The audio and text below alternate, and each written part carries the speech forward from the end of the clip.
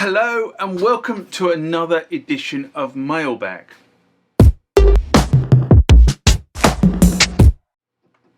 What is Mailbag? Well, Mailbag is a feature of the channel where you guys leave lots of comments on the channel and I attempt to answer those comments, or if I can't answer those comments, I throw it out to you guys who have more knowledge on some of this stuff than I do. So let's get into the first mailbag of this session.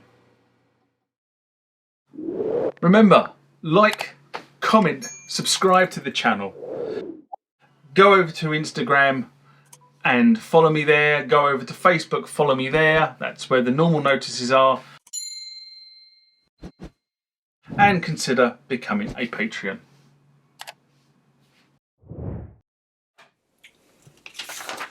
Next comment or question comes from Isaac Bjorn.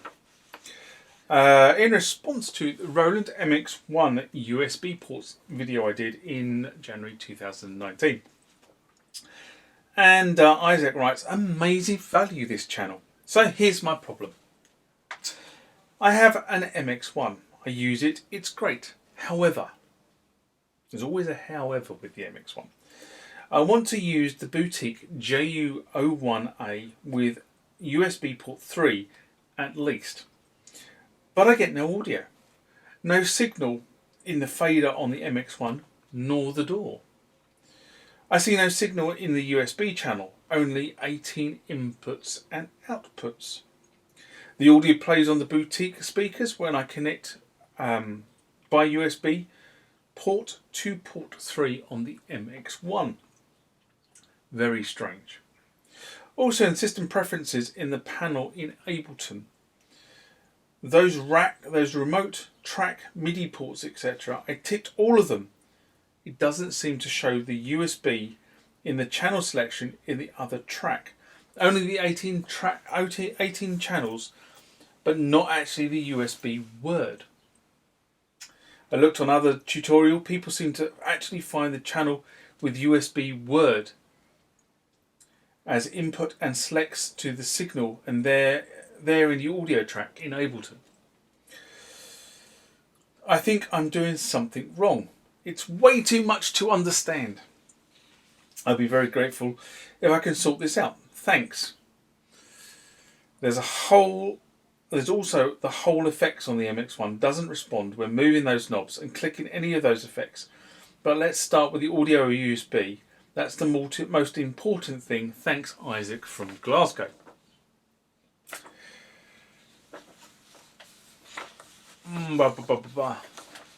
The USB, the MX-1, I've said so many times on the channel, is a very misunderstood piece of equipment. The simple answer is that the MX-1 actually acts as a USB hub for MIDI and does not transmit audio to the computer. The MX-1 will just present the 18 audio channels, of which USB 3 should be a stereo feed. That is definitely what the theory is.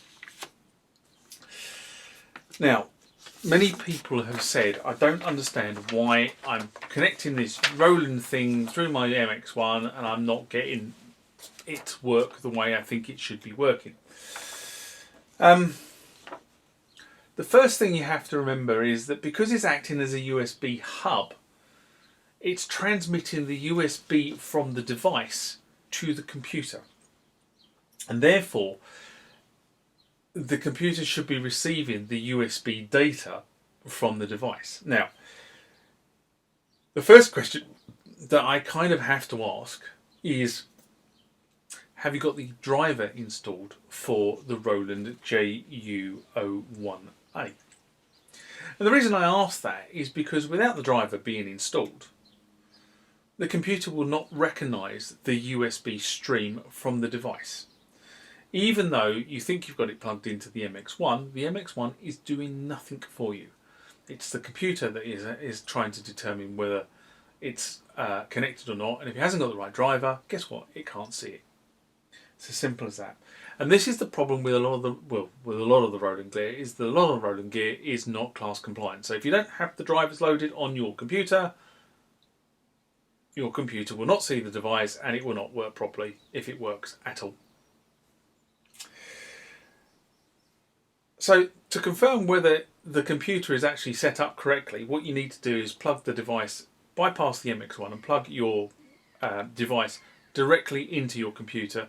And if your computer shows that you can see the JU-01A, then bingo, you've got the driver loaded. If the computer can't see it, you haven't got the driver loaded. So go off to the Roland website, download the driver, and install it for the version of Mac OS that you are using. I believe that you're using a Mac. If not, download the driver for Windows 7 or Windows 10, depending on which one you've got. So that's the first thing. If that works, if you've got the driver loaded, then what you should also be able to see is you should also be able to see the direct audio from the device into the computer, and you should also be able to see the direct MIDI from the device into the computer.